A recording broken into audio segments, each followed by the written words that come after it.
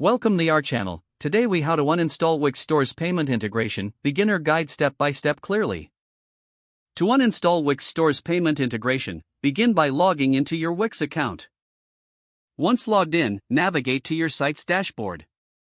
In the left menu, click on Settings. From the Settings menu, select E-commerce. Next, click on Payments.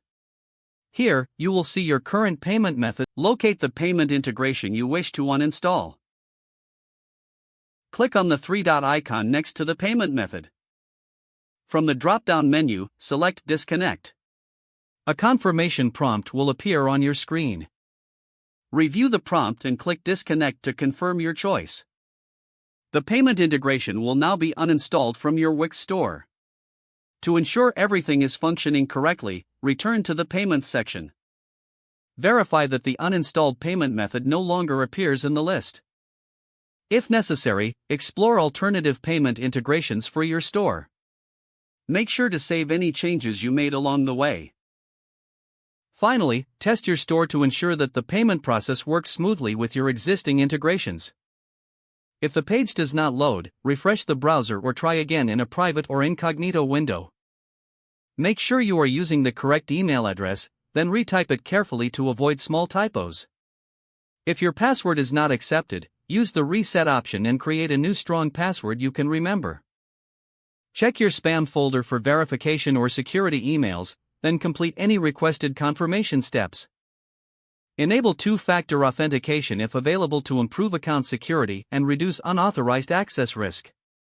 After signing in, review your profile details so your contact information and settings are accurate and current. If you see an error message, note it down and try again after restarting your device and internet connection. Log out when you finish, especially on shared devices, to keep your account and payment information secure. If the page does not load, refresh the browser or try again in a private or incognito window. Make sure you are using the correct email address, then retype it carefully to avoid small typos.